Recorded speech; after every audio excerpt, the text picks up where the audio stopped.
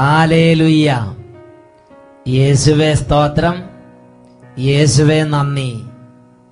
അഭിഷേകാഗ്നിയുടെ എല്ലാ പ്രേക്ഷകർക്കും കർത്താവും രക്ഷിതാവുമായ യേശു ക്രിസ്തുവിന്റെ ധന്യനാമത്തിൽ കൃപയും സമാധാനവും.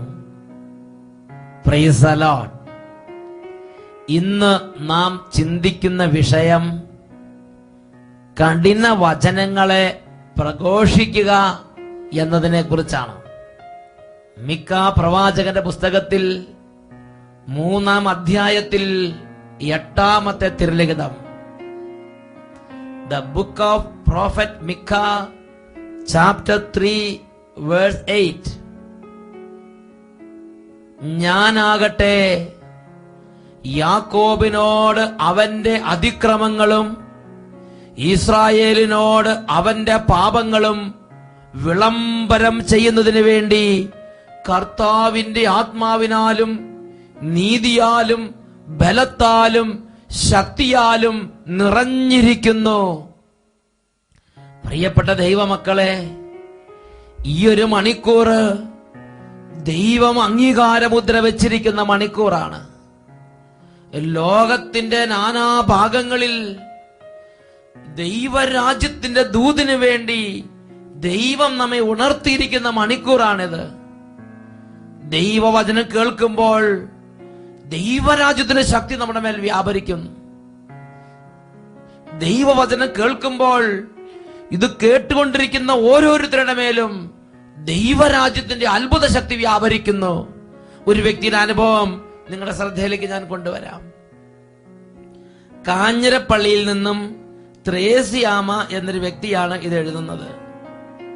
കഴിഞ്ഞ വർഷം കപ്പാട് പള്ളിയിലുള്ള കൺവെൻഷന് ശേഷം എല്ലാ ദിവസവും ഷാലോം ചാനൽ തുറന്ന് അഭിഷേകാഗ്നി പ്രോഗ്രാം മുടങ്ങാതെ കണ്ടുവരുന്ന ഒരു കുടുംബമാണ് ഞങ്ങളുടെ കുടുംബം. എനിക്കൊരു വലിയ അത്ഭുതമുണ്ടായി.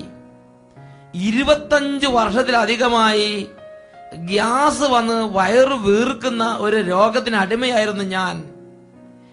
എന്ത് ഭക്ഷണ പദാർത്ഥങ്ങൾ കഴിച്ചാലും എന്റെ വയറ് ബലൂൺ പോലെ വീർക്കുന്ന ഒരു സ്ഥിതിയായിരുന്നു. പച്ചവെള്ളം കുടിച്ചാൽ പോലും എന്റെ വയറ് അത് ബലൂൺ വന്ന് വീർക്കുന്നത് പോലെ നിറഞ്ഞു വീർത്തിരിക്കും. ഈ ഒരു പ്രയാസം വരുമ്പോൾ ചങ്കിന്റെ ഉള്ളിൽ വലിയ എന്തോ രോഗം വന്നാൽ എന്നതുപോലെ ഞാൻ അസ്വസ്ഥ അനുഭവിക്കുകയാണ്. ചങ്ക് പൊട്ടി ഇപ്പോൾ മരിച്ചു പോകും എന്ന സ്ഥിതിയായിരുന്നു എന്റെ അവസ്ഥ. ഏതാണ്ട് 25 വർഷം ഞാൻ ഈ രോഗം സഹിച്ച് അങ്ങനെ ഇരിക്കുമ്പോൾ 2009 ജൂലൈ മാസത്തിലെ ആദ്യത്തെ ആഴ്ച അഭിഷേകാഗ്നി പ്രോഗ്രാമിന്റെ സമയത്ത് അനേകർ സൗഖ്യത്തെ കുറിച്ച് വിവരിച്ചപ്പോൾ ഞാൻ കരഞ്ഞു പ്രാർത്ഥിച്ചു, യേശുവേ എന്റെ ജീവിതത്തിൽ എന്നെ സഹായിക്കണം. അത്ഭുതമെന്ന് പറയട്ടെ, 2009 ജൂലൈയിലെ ആദ്യത്തെ ഞായറാഴ്ച എന്റെ ആ പ്രാർത്ഥനയ്ക്ക് ദൈവം ഉത്തരം തന്നു. പിന്നെ ഇന്നു വരെ ആ രോഗം എന്നെ അലട്ടിയിട്ടില്ല. 25 വർഷമായി ഈ സഹോദരി വയറു വീർത്ത് ചങ്ക് പൊട്ടിപ്പോണ പോലെ, ഇപ്പൊ മരിച്ചു പോകുന്ന പോലെ വേദന സഹിക്കുകയാണ് ഭക്ഷണം കഴിക്കുമ്പോൾ. ആ ഒരു രോഗത്തിന്റെ മേൽ അഭിഷേകാഗ്നി പ്രോഗ്രാം കണ്ടുകൊണ്ടിരുന്നപ്പോൾ യേശുവിന്റെ അത്ഭുത ശക്തി വ്യാപരിച്ചു. ഇന്ന് 1 വർഷത്തിലധികമായി ആ മകൾ യേശുവിന്റെ വിടുതൽ അനുഭവിച്ച് യേശുവിനെ ആരാധിച്ച് ദൈവ പൈതലായി ഇന്ന് ജീവിച്ച് ദൈവത്തെ മഹത്വപ്പെടുത്തുകയാണ്. എല്ലാവരും ഇപ്പോൾ ദൈവസന്നിധിയിലേക്ക് ഹൃദയം ഉയർത്തട്ടെ. യേശു ക്രിസ്തുവിന്റെ രക്തം, യേശു ക്രിസ്തുവിന്റെ നാമം, യേശു ക്രിസ്തുവിന്റെ വചനം, ഇത് അത്ഭുത വിടുതലിന്റെ ദൈവ സാന്നിധ്യമാണ്. എല്ലാവരും കരങ്ങൾ ഉയർത്തി സ്തുതിക്കട്ടെ. ഓ പിതാവേ, ഞങ്ങൾക്ക് വേണ്ടി ചിന്തപ്പെട്ട യേശു ക്രിസ്തുവിന്റെ അത്ഭുത രക്തത്തിന്റെ വിടുതൽ ഈ സമൂഹത്തിൽ ഇപ്പോൾ വ്യാപരിക്കട്ടെ. ഞങ്ങളുടെ കുടുംബങ്ങളുടെ മേൽ വ്യാപരിക്കട്ടെ. കാലാകാലങ്ങളായി ഞങ്ങൾ അടിമപ്പെടുന്ന രോഗങ്ങൾ, പൈശാചിക പീഡകൾ, മരവിപ്പ്, മന്ദത, പലതരത്തിലുള്ള ദുർപീഡകൾ, കുടുംബ തകർച്ചകൾ, പരാജയങ്ങൾ, സാമ്പത്തിക മേൽ പരാജയങ്ങൾ യേശുവിന്റെ രക്തത്താൽ ഇപ്പോൾ ഇപ്പോൾ വിട്ടുമാറി പോകട്ടെ. ഹല്ലേലൂയ, ഹല്ലേലൂയ, ഹല്ലേലൂയ, ഹല്ലേലൂയ, ഹല്ലേലൂയ, ഹല്ലേലൂയ. രക്തക്കോട്ട, തിരു രക്തക്കോട്ട, രക്തക്കോട്ട എനിക്ക് ചുറ്റും പടുത്തുയർത്തണമേ. ശക്തന്മാരാ ദൂതന്മാരെ എനിക്ക് ചുറ്റും കാവലിനായി നൽകിയിടണമേ. രക്തക്കോട്ട ഇപ്പോൾ രക്തക്കോട്ട എനിക്ക് ചുറ്റും പടുത്തുയർത്തണമേ. ശക്തന്മാരാ ദൂതന്മാരെ ചുറ്റും കാവലിനായി നൽകിയിടണമേ. അത്ഭുത ശക്തി വ്യാപരിക്കട്ടെ. യേശുവിൻ രക്തം മോചനമേകും.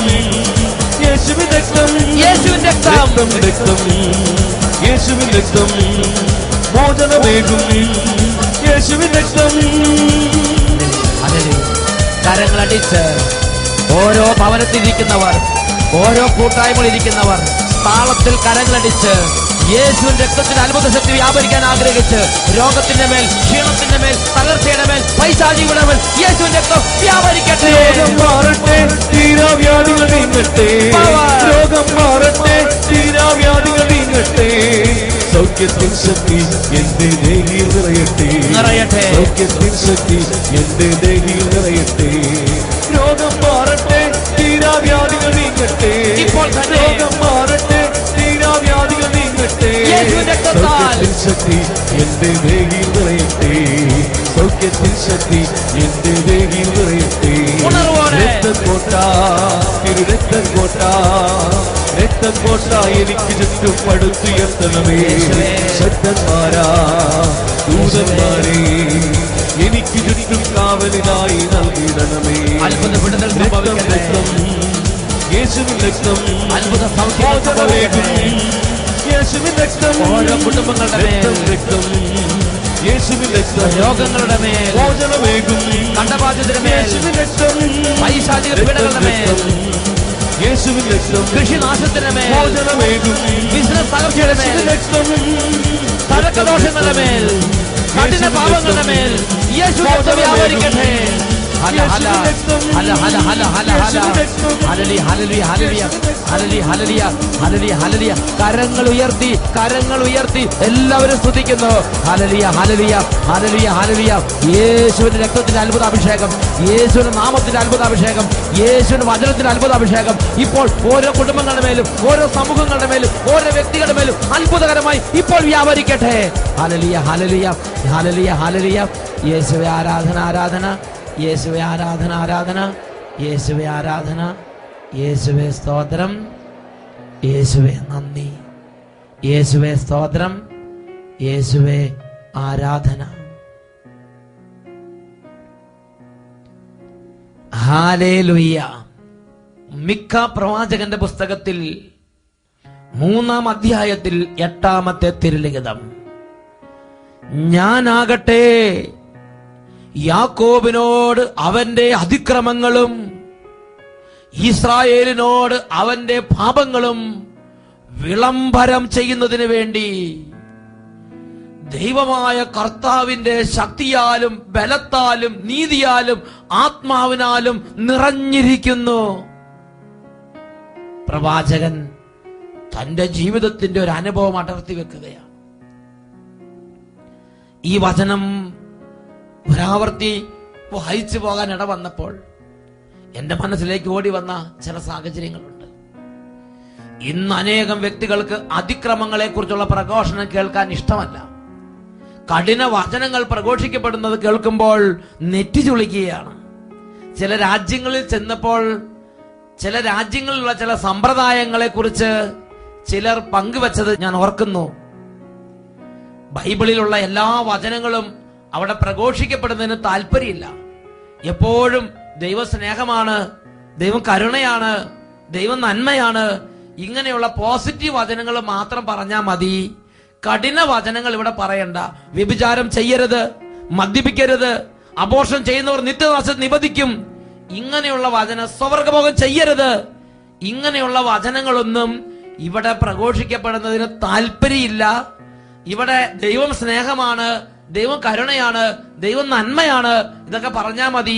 അല്ലെങ്കിൽ മനുഷ്യർക്ക് കുറ്റബോധം ഉണ്ടാവും, വലിയ പ്രശ്നമാകും എന്നെല്ലാം ഭയപ്പെട്ട് ഭയത്തിന്റെയും ചില തരത്തിലുള്ള ഇടർച്ച വെക്കുന്ന ദുരുപദേശത്തിന്റെയും ബന്ധനത്തിലിരിക്കുന്ന ആളുകളെ ലോകത്തിന്റെ ചില ഭാഗങ്ങളിൽ കാണാൻ എനിക്ക് കഴിഞ്ഞിട്ടുണ്ട്. പ്രിയപ്പെട്ട സഹോദരങ്ങളെ, ഇന്ന് ചില ആളുകൾ ധരിച്ചു വച്ചിരിക്കുന്ന ഇങ്ങനെയാണ്, മറ്റു ചിലർ എന്നോട് പറഞ്ഞിരിക്കുന്ന ഇങ്ങനെയാണ്: ഈ പഴയ നിയമത്തിലുള്ള കഠിനമായ വചനങ്ങളൊന്നും ഇപ്പോഴത്തെ കാലത്ത് പറയേണ്ട ആവശ്യമില്ല. യേശു ക്രിസ്തു ഇതാ പുതിയ നിയമം സ്ഥാപിച്ചിരിക്കുകയാണ്. ഇനി വെറും സ്നേഹം മാത്രമേ ഉള്ളൂ, ഇനി വെറും കരുണ മാത്രമേ ഉള്ളൂ. വേറെ ഒന്നും കഠിന വചനങ്ങളൊന്നും പറയേണ്ട ആവശ്യമില്ല. അതിക്രമങ്ങളെക്കുറിച്ചും മനുഷ്യന്റെ ദുഷ്ടതയെക്കുറിച്ചും അവന്റെ ഹൃദയത്തിൽ കുടികൊള്ളുന്ന കാലങ്ങളായി കുടികൊള്ളുന്ന കുടിലതയെക്കുറിച്ചും ഇങ്ങനെയുള്ള കാര്യങ്ങളും അതിനെക്കുറിച്ചുള്ള വചനങ്ങളൊന്നും പറയേണ്ട ആവശ്യമില്ല എന്ന് ചിന്തിച്ച് പോകുന്ന ആളുകളെയും എന്റെ ശ്രദ്ധയിൽപ്പെട്ടിട്ടുണ്ട്. ഇതിനെക്കുറിച്ച് ദൈവസന്നിധിയിൽ പ്രാർത്ഥിച്ചപ്പോൾ ദൈവം വെളിപ്പെടുത്തി തന്ന ചില ദൂതുകളാണ് ഇന്ന് നിങ്ങളുമായി പങ്കുവെക്കുന്നത്. മിക്കാ പ്രവാചകന്റെ പുസ്തകത്തിൽ 3-ാം അധ്യായത്തിൽ 8-ാം വാക്യത്തിൽ പരിശുദ്ധാത്മാവ് നിറഞ്ഞ ദൈവത്തിന്റെ പ്രവാചകൻ പ്രഖ്യാപിക്കുകയാണ്: യാക്കോബിനോട് അവന്റെ അതിക്രമങ്ങൾ പ്രഖ്യാപിക്കണം, ഇസ്രായേലിനോട് അവന്റെ പാപങ്ങൾ അവന്റെ കണ്ണിൽ നോക്കി പറയണം. അതിനുവേണ്ടി കർത്താവിന്റെ ആത്മാവിനാലും കർത്താവിന്റെ ശക്തിയാലും കർത്താവിന്റെ ബലത്താലും കർത്താവിന്റെ നീതിയാലും എന്റെ കർത്താവ് എന്നെ നിറച്ചു വെച്ചിരിക്കുകയാണ് എന്ന് പ്രവാചകൻ വെളിപ്പെടുത്തുകയാണ്. ഈ കർത്താവിന്റെ ആത്മാവിനില്ലാത്ത സ്നേഹം എന്തിനു നാം കാണിക്കുന്നത്? അത് ആത്മാക്കളെ നിത്യരക്ഷയിലേക്കല്ല, ആത്മാക്കളെ നിത്യനാശത്തിന് കാരണമാകുന്ന ഒരു തിന്മയായി രൂപാന്തരപ്പെടാം. ഹല്ലേലൂയ. പ്രിയപ്പെട്ട സഹോദരങ്ങളെ, വിശുദ്ധ ലിഖിതം എന്താണ് ഈ വിഷയത്തെക്കുറിച്ച് എനിക്ക് നിങ്ങൾക്ക് തരുന്ന മുന്നറിയിപ്പ്? പ്രഘോഷിക്കാൻ കർത്താവ് അയക്കുന്ന ഒരു എളിയ ദാസൻ, ഒരു വചന പ്രസംഗകൻ ഈ കാര്യത്തെക്കുറിച്ച് എന്താണ് ചെയ്യേണ്ടത്? ആളും തരവും നോക്കി, രാജ്യവും ജാതിയും മതവും നോക്കി തനിക്ക് പോകുന്നത് പോലെ തനിക്ക് ഗുണകരമാകുന്ന അല്ലെങ്കിൽ ജനത്തിന് ഗുണകരമാകുന്ന ചില കാര്യങ്ങൾ മാത്രം പ്രഘോഷിക്കാൻ വേണ്ടിയാണോ ഒരു ദൈവദാസനെ കർത്താവ് അഭിഷേകം ചെയ്ത് ഉയർത്തുന്നത്? ഇതിനെക്കുറിച്ച് വിലാപത്തിന്റെ പുസ്തകം 2-ാം അധ്യായം 14-ാം വാക്യത്തിൽ വെളിപ്പെടുത്തലുണ്ട്. അവിടെ ദൈവത്തിന്റെ ജനം മഞ്ഞുപോലെ നിർമ്മലരും പാലുപോലെ വെണ്മയുള്ളവരും പൗഴം പോലെ തുടുത്തവരും ഇന്ദ്രനീലം പോലെ ആകാര ഭംഗിയുള്ളവരുമായ ആ ജനം ഏതാണ്ട് സ്വർഗത്തിൽ നിന്ന് ഇറങ്ങി വന്ന പോലെയാണ് പലരുടെ നിറം കാണുമ്പോ. അതുപോലുള്ള കർത്താവിന്റെ ജനം, ജെറൂസലേമിലെ കർത്താവിന്റെ പ്രിയ ജനം ഇതാ കരിക്കട്ട പോലെ റോഡിന്റെ പക്കത്ത് കിടക്കുകയാണ്. അവരുടെ നാവ് അണ്ണാക്കിനെ ഒട്ടിക്കിടക്കുകയാണ്. ചാരത്തിൽ പൂണ്ട് കിടന്ന് നിലവിളിക്കുകയാണ്. കരുണാമയികളായ സ്ത്രീകൾ അവരുടെ കുഞ്ഞുങ്ങളെ ചെണ്ടങ്കപ്പ വേവിച്ച് തിന്നോലെയാണ് തിന്നോണ്ടിരുന്നത്.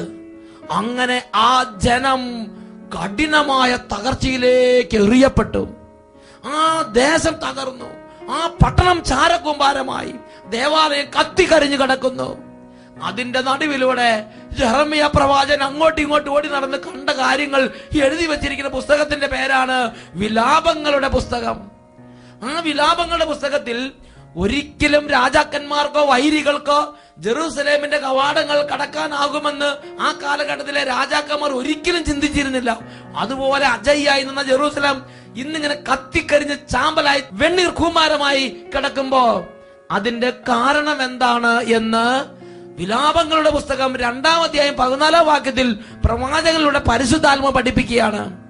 നിന്റെ പ്രവാചകന്മാർ നിനക്ക് വേണ്ടി കണ്ടത് വഞ്ചനാത്മകമായ ദർശനങ്ങളാണ്. നിന്റെ ഐശ്വര്യം പുനഃസ്ഥാപിക്കാൻ വേണ്ടി നിന്റെ അകൃത്യങ്ങളുടെ മറ നീക്കി അവർ കാണിച്ചില്ല. അവരുടെ ദർശനങ്ങൾ മിഥ്യയും വഞ്ചനാത്മകവുമായിരുന്നു. എന്താ ഇവിടെ പരിശുദ്ധാത്മ വെളിപ്പെടുത്തുന്നത്? ദൈവത്തിന്റെ പൊന്നോമനകള്, പവിഴം പോലെ തൊടുത്തവര്, ഇന്ദ്രനീരം പോലെ ആകാര ഭംഗിയുള്ളവര്, മഞ്ഞുപോലെ നിർമ്മലര്, പാലുപോലെ വെണ്മയുള്ളവര്, അങ്ങനെയുള്ള ദൈവത്തിന്റെ പൊന്നോമനകള് ഇന്ന് കത്തിക്കരിഞ്ഞ അടുപ്പിൽ നിന്ന് വലിച്ചെടുത്ത വിറക് കമ്പ് പോലെ ഇന്നിങ്ങനെ നശിച്ച് നാമാവശേഷം കിടക്കണമെങ്കിൽ അതിന്റെ കാരണം ആ ജനത്തിന്റെ അകൃത്യങ്ങളെക്കാൾ കൂടുതൽ ആ ജനത്തിന്റെ അകൃത്യങ്ങളുടെ മറ നീക്കി കാണിക്കാൻ വേണ്ടി അയച്ച പ്രവാചകന്മാര് അവരോട് സമാധാനം സമാധാനം സമാധാനം എന്ന് പറഞ്ഞുകൊണ്ടിരുന്നു. ദൈവ സ്നേഹമാണ്, ദൈവം കരുണയാണെന്ന് പറഞ്ഞുകൊണ്ടിരുന്നു. അവരുടെ അകൃത്യങ്ങളുടെ മറ നീക്കി കാണിച്ചില്ല എന്നതാണ് അതിന്റെ പ്രധാന കാരണമായി ദൈവത്തിന്റെ പരിശുദ്ധാത്മ പഠിപ്പിക്കുന്നത്. അതാണ് വിലാപങ്ങൾ 2:14. നിന്റെ പ്രവാചകന്മാർ നിനക്ക് വേണ്ടി കണ്ടത് വഞ്ചനാത്മകമായ ദർശനങ്ങളാണ്. നിന്റെ ഐശ്വര്യം പുനഃസ്ഥാപിക്കാൻ വേണ്ടി അവർ നിന്റെ അകൃത്യങ്ങളുടെ മറ നീക്കി കാണിച്ചില്ല. അകൃത്യങ്ങളുടെ മറ നീക്കുന്ന കഠിന വചനങ്ങൾ പ്രഘോഷിക്കപ്പെടുമ്പോൾ, പ്രിയപ്പെട്ട ദൈവമക്കളെ, അത് ദൈവസ്നേഹത്തിന് എതിരായ വചനമാണെന്ന് ചിന്തിക്കരുത്. ദൈവസ്നേഹമാണ്, ദൈവം കരുണയാണെന്ന് പറയുന്നത് മാത്രമേ ദൈവസ്നേഹമുള്ളൂ എന്ന് തെറ്റിദ്ധരിക്കരുത്. കഠിന വചനങ്ങളും ദൈവസ്നേഹത്തിന്റെ വചനങ്ങൾ തന്നെ. Hallelujah, hallelujah. പ്രിയപ്പെട്ട സഹോദരങ്ങളെ, അതിക്രമങ്ങളും പാപങ്ങളും ജനത്തിന് മുമ്പിൽ പ്രഘോഷിക്കപ്പെടണം. അതിക്രമങ്ങളും പാപങ്ങളും കാലഘട്ടങ്ങളിൽ പ്രഘോഷിക്കപ്പെടണം. അതിക്രമങ്ങളും പാപങ്ങളും വചന പ്രഘോഷണ വേദികളിൽ ജനത്തിന് മുമ്പിൽ അത് വെളിപ്പെടുത്തപ്പെട്ട് ജനത്തിന്റെ അകൃത്യങ്ങളുടെ മറ നീക്കി കാണിക്കപ്പെടണം. ഇത് ദൈവം തന്റെ വിശുദ്ധ കൽപ്പനയാൽ നമുക്ക് നൽകിയിട്ടുള്ള ഒരു നിർദ്ദേശം തന്നെ. എസെക്കിയേൽ പ്രവാചകന്റെ പുസ്തകത്തിൽ 44-ാം അധ്യായത്തിൽ 23-ാം തിരുലിഖിതം വചനം പഠിപ്പിക്കുന്നു, വിശുദ്ധവും അശുദ്ധവും തമ്മിലുള്ള വ്യത്യാസം അവർ വേർതിരിച്ചറിയുകയും അതെങ്ങനെ വേർതിരിച്ചറിയാമെന്ന് ജനത്തെ പഠിപ്പിക്കുകയും ചെയ്യണം. വിശുദ്ധവും അശുദ്ധവും തമ്മിലുള്ള വ്യത്യാസം അവർ അറിയണം, അത് ജനത്തെ പഠിപ്പിക്കണം. ഇത് ദൈവം തന്റെ വിശുദ്ധ കൽപ്പനയാൽ തന്റെ പ്രവാചകന്മാർക്ക് നൽകിയിരിക്കുന്ന നിർദ്ദേശം അത്രേ. ഹല്ലേലൂയ. ജെറമ്യാ പ്രവാചകന്റെ പുസ്തകത്തിൽ 23-ാം അധ്യായത്തിൽ 28-ാം തിരുലിഖിതത്തിൽ പഠിപ്പിക്കുകയാണ്, എന്റെ വചനം ലഭിച്ചിട്ടുള്ളവൻ അത് വിശ്വസ്തയോടെ പ്രഖ്യാപിക്കട്ടെ. ഹല്ലേലൂയ. യേശുവേ സ്തോത്രം, യേശുവേ നന്ദി. പ്രിയപ്പെട്ട സഹോദരങ്ങളെ, ഇന്ന് അനേകം വ്യക്തികൾ വെച്ച് പുലർത്തുന്ന ആ ഇടർച്ച വെക്കുന്ന മനോഭാവം യേശു വചനം പ്രഘോഷിച്ചിരുന്ന കാലഘട്ടത്തിലും ജനങ്ങൾ വെച്ച് പുലർത്തിയിരുന്നില്ലേ? അത് യേശുവിന്റെ അടുത്ത് അവർ പ്രകടിപ്പിച്ചില്ലേ? അതല്ലേ യോഹന്നാന്റെ സുവിശേഷം 6-ാം അധ്യായം 60 മുതലുള്ള വാക്യങ്ങൾ നമ്മൾ കാണുന്നത്. ഇത് കേട്ട് അവന്റെ ശിഷ്യന്മാരിൽ പലരും പറഞ്ഞു, ഇത് കഠിനമാണ്, ഇത് ശ്രവിക്കാൻ ആർക്ക് കഴിയും? ഇത് ശ്രവിക്കാൻ ആർക്ക് കഴിയും? അവര് ഇടർച്ചപ്പെടുകയാണ്. അവര് യേശുവിന്റെ വചനം കേട്ടപ്പോൾ അത് സ്വീകരിക്കാൻ വേണ്ടിയല്ല അവരുടെ മനസ്സ് തുറന്നത്. അവരിതാ ഈ വചനത്തെ കുറിച്ച് അവര് പറയുകയാണ്, ഈ വചനം കഠിനമാണ്, ഇത് ശ്രവിക്കാൻ ആർക്ക് കഴിയും? ഇന്നും അനേകർ ഈ ഒരു ദുരാത്മാവിന്റെ പിടിയിലല്ലേ കിടക്കുന്നത്. ഇതിനെക്കുറിച്ച് യേശു എന്താണ് ആ സമയത്ത് അവരോട് വെളിപ്പെടുത്തിയത്? തന്റെ ശിഷ്യന്മാർ പിറുപിറുക്കുന്നു എന്ന് മനസ്സിലാക്കിയപ്പോൾ യേശു അവരോട് ചോദിച്ചു, എന്റെ വചനങ്ങൾ നിങ്ങൾക്ക് ഇടർച്ച വരുത്തുന്നുവോ? അങ്ങനെയെങ്കിൽ മനുഷ്യപുത്രൻ ആദ്യം ആയിരുന്നിടത്തേക്ക് ആരോഹണം ചെയ്യുന്നത് നിങ്ങൾ കണ്ടാലോ? എന്താ യേശു പറഞ്ഞതിന്റെ അർത്ഥം? നമ്മുടെ ഒരു ചാൻ നീളമുള്ള ആ പിറ്റ്യൂട്ടറി ഗ്ലാൻസിന് മനസ്സിലാക്കാവുന്ന കാര്യങ്ങൾ മാത്രമേ ഞാൻ അംഗീകരിക്കൂ എന്നുള്ളത് ഒരു മുഷ്ക് സ്വഭാവമാണ്, ഒരു മർക്കടമുഷ്യ സ്വഭാവമാണ്. അത് മാത്രമല്ല, നമ്മുടെ ബുദ്ധിക്ക് ആഗ്രാഹ്യമായ കാര്യങ്ങളും നമ്മൾ സ്വീകരിക്കണം എന്നല്ലേ ഇതുവഴി യേശു തന്റെ ശിഷ്യന്മാരോട് പറഞ്ഞത്? ഒരു ഇത്രയും പോകുന്ന ഒരു പിറ്റ്യൂട്ടറി ഗ്ലാൻസ് ആണോ നമ്മുടെ എല്ലാത്തിന്റെ ആശ്രയം? നമ്മുടെ ബുദ്ധിക്ക് മനസ്സിലാക്കാവുന്നതും മനസ്സിലാക്കാൻ പറ്റാത്തതുമായ കാര്യങ്ങൾ ദൈവവചനത്തിലൂടെ പ്രഘോഷിക്കപ്പെട്ടിട്ടുണ്ടെങ്കിൽ ഞാനും നിങ്ങളത് സ്വീകരിക്കണം. നിരവധി വ്യക്തികൾ പറയുന്നത് എന്താണ്? എനിക്ക് ഇത് ഉൾക്കൊള്ളാൻ പറ്റുന്നില്ല, എനിക്ക് ഈ വചനം ഉൾക്കൊള്ളാൻ പറ്റുന്നില്ല, എനിക്ക് ഈ രീതി ഉൾക്കൊള്ളാൻ പറ്റുന്നില്ല, എനിക്ക് ഈ വചനങ്ങൾ സ്വീകരിക്കാൻ പറ്റുന്നില്ല, എന്റെ ബുദ്ധിക്ക് ഇതുകൊണ്ട് മനസ്സിലാകുന്നില്ല, എനിക്ക് മനസ്സിലാകാത്തതുകൊണ്ട് ഞാൻ സ്വീകരിക്കുന്നില്ല, എനിക്ക് മനസ്സിലാകാത്തതുകൊണ്ട് ഞാൻ വിശ്വസിക്കുന്നില്ല. പ്രിയ ദൈവപൈതലേ, നിത്യനാശത്തിന്റെ പിടിയിലാണ് നീ ഇരിക്കുന്നത് എന്ന കാര്യം നീ മറക്കരുത്. എന്റെ ബുദ്ധിക്ക് മനസ്സിലാകുന്ന വചനങ്ങൾ മാത്രമേ സ്വീകരിക്കൂ എന്നുള്ളതല്ല ഒരു ദൈവപൈതലിൽ നിന്ന് സ്വർഗം പ്രതീക്ഷിക്കുന്നത്. നിനക്ക് മനസ്സിലായാലും മനസ്സിലായില്ലെങ്കിലും നിത്യജീവന്റെ വചനങ്ങൾ സ്വീകരിക്കണമെന്നല്ലേ യേശു പഠിപ്പിച്ചത്? യോഹന്നാന്റെ സുവിശേഷം 6-ാം അധ്യായത്തിൽ തുടർന്ന് പഠിപ്പിക്കുകയാണ്, ഞാൻ നിങ്ങളോട് പറഞ്ഞ വാക്കുകൾ ആത്മാവും ജീവനുമാണ്. ഈ ആത്മാവും ജീവനും ഞാൻ നിങ്ങൾ സ്വീകരിക്കണം എന്ന് ഈശോ ആഗ്രഹിച്ചു. ഇതിനെക്കുറിച്ച് തിമോഥെയോസിന്റെ 2-ാം ലേഖനത്തിൽ 3-ാം അധ്യായത്തിൽ 16-ാമത്തെ വാക്യത്തിൽ രേഖപ്പെടുത്തിയിട്ടുണ്ട്. വിശുദ്ധ ലിഖിതമെല്ലാം ദൈവനിവേശിതമാണ്, അവ പ്രബോധനത്തിനും ശാസനത്തിനും തെറ്റുതിരുത്തലിനും നീതിയുള്ള പരിശീലനത്തിന് ഉപകരിക്കുന്നു.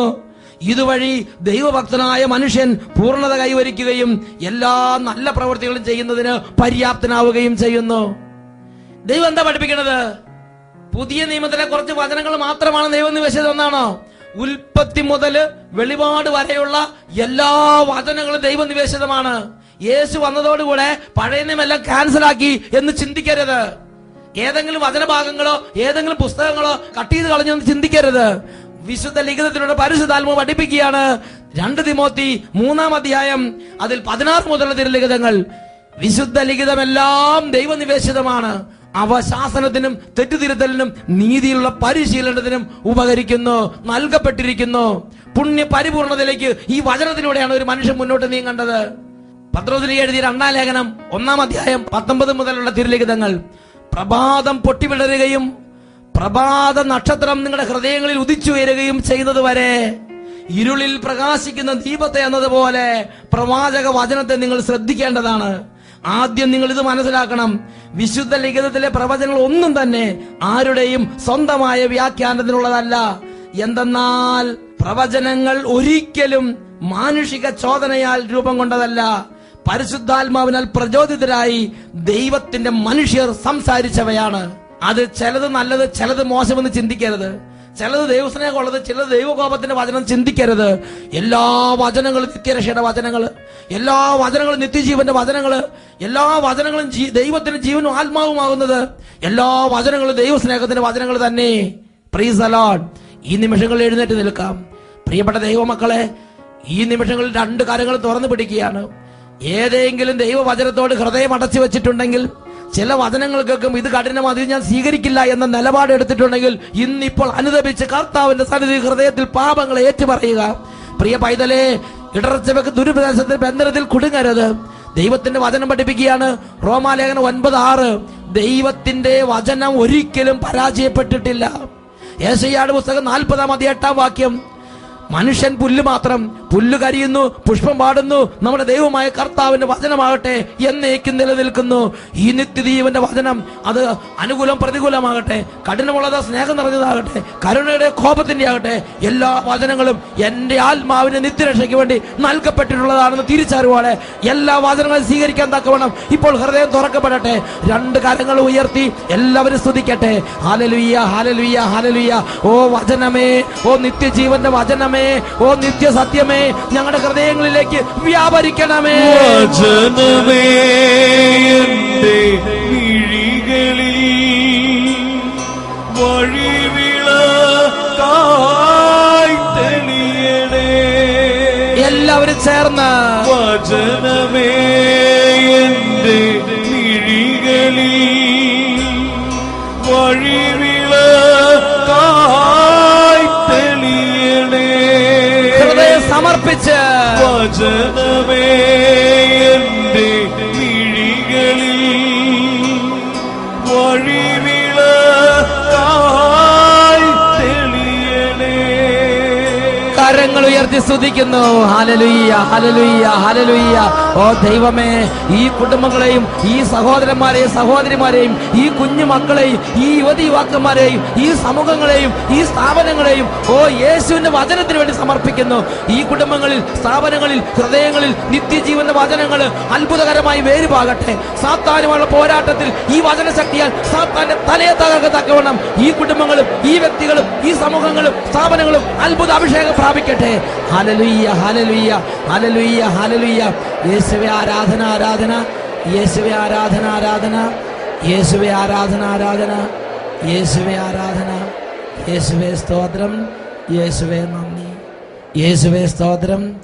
യേശുവേ നന്ദി.